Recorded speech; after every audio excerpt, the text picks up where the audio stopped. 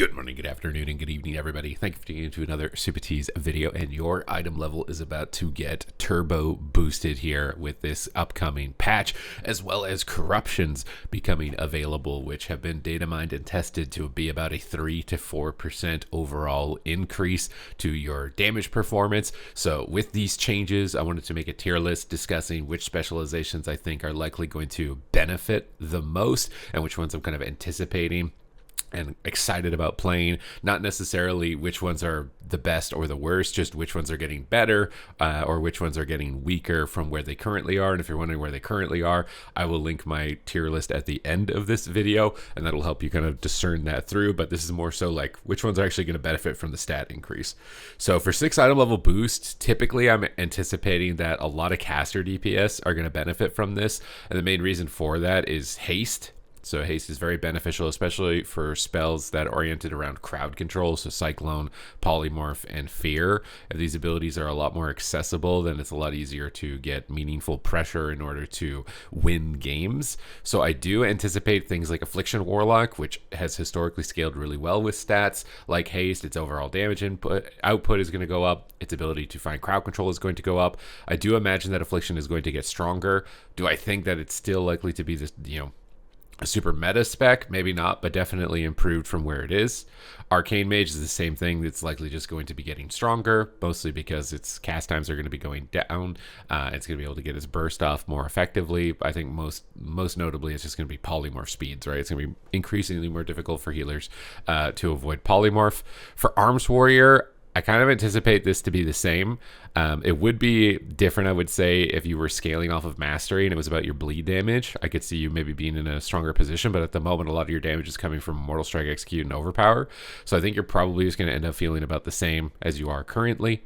Assassination Rogue is a specialization that I do think is likely going to feel a little bit stronger. I think that its stat scaling, its ability to multi-bleed is going to be a little bit more potent than it currently is. Balanced Druid, another specialization that I'm going to put towards the top of this, I think could be one of the strongest as far as improving specializations, because it's all about Cyclone. So any stats towards getting your Cyclones off faster is going to put you in a more competitive spot. And if that haste ever hits a certain threshold, then your squishiness is going to start to be negligible, because you're just going to be able to Cyclone spam people and they're not going to be able to do any damage to you anyways. Beast Mastery Hunter, this one's a tough one. I think it's probably going to feel more or less the same. It already just has really good throughput, but there's not really any, I can see any secondary modifiers kind of scaling this specialization up as opposed to other ones.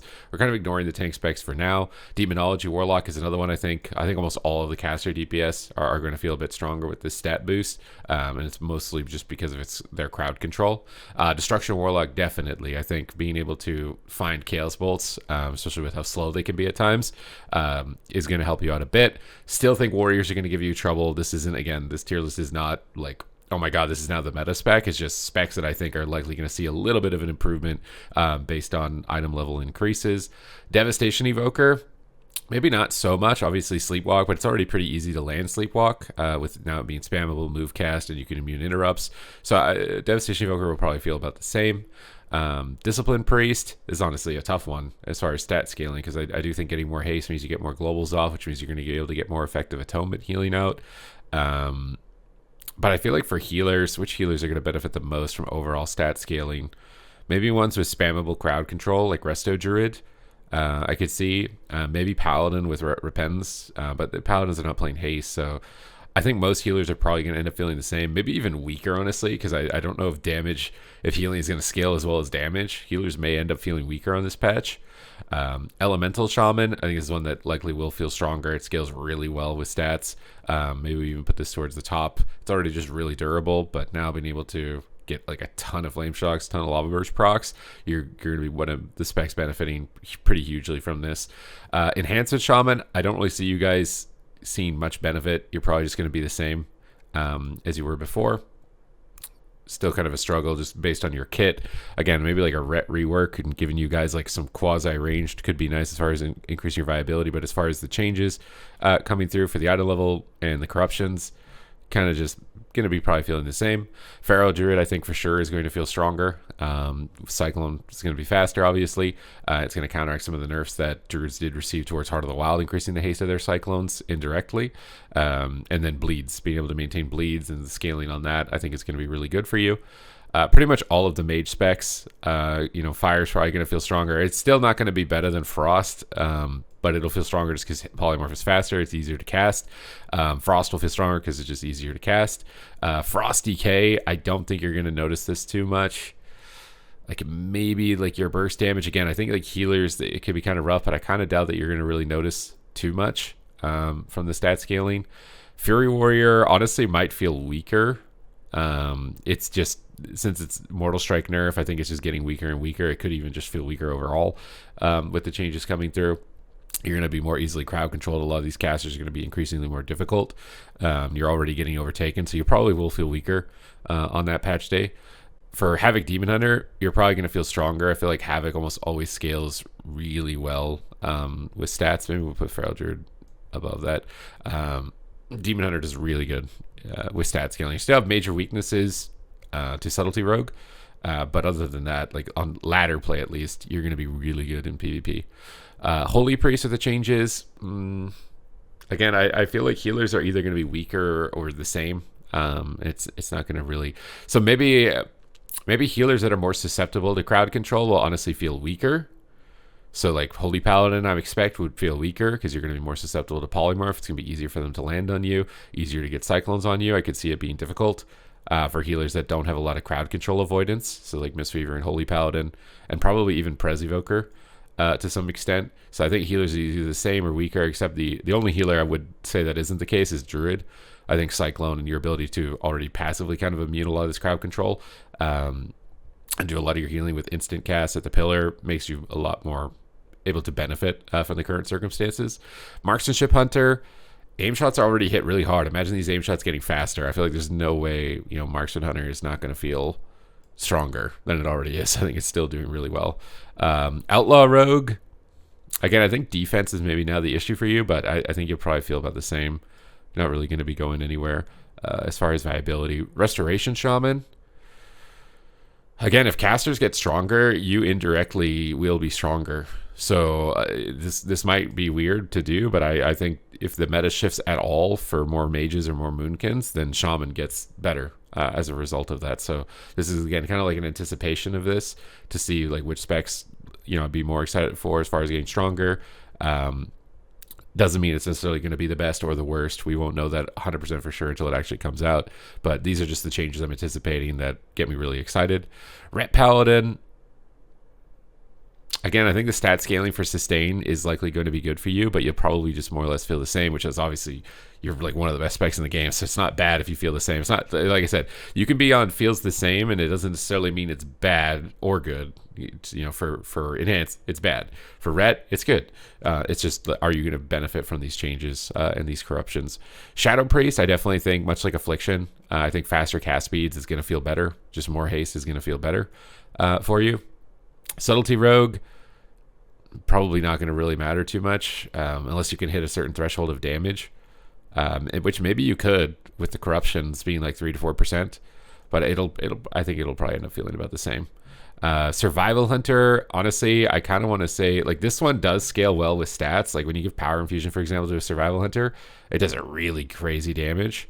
So maybe that, but I feel like it's going to struggle with a lot of this stuff that's going on with a lot of these casters. So I'm going to put it down here for now. That I think it'll anticipate it to be a little bit weaker than it currently is. Unholy DK, though, on the other hand, if casters do become more meta at all, I think one of the main reasons Unholy isn't viable is because double spellcaster is typically pretty weak at the moment in PvP. It's an Immortal Strike, so you don't see it very often. But it can do well in those situations. And overall stat increase could be good for it. Its survivability is still really low, though, against other things. So it really depends on if the Warrior or the Windwalker meta starts to shift out or not. You'll probably, I think, at best, probably feel about the same as you currently are. Windwalker Monk, this is honestly a hard one. Again, with all these casters and Cyclone being, I feel like you could end up feeling weaker, ultimately, to a lot of this spam crowd control.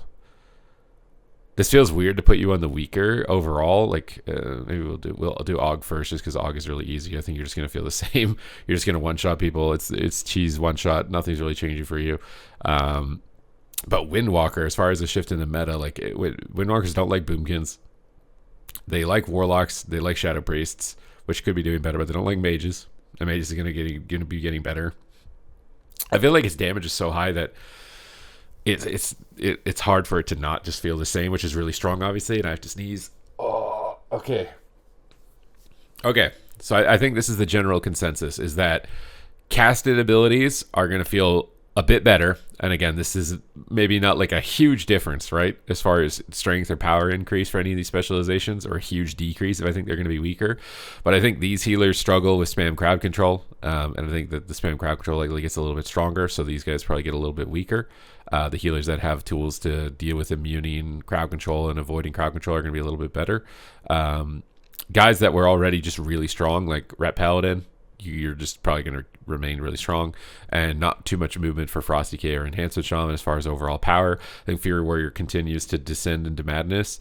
Survival Hunter is probably just going to be hanging out as just, you're just going to be a training dummy for a lot of these casters, because you just don't have a lot of like ranged avoidance to deal with them. And there's obviously a lot of Paladins as well, which can be difficult for you. A lot of plate classes, which can be difficult for you.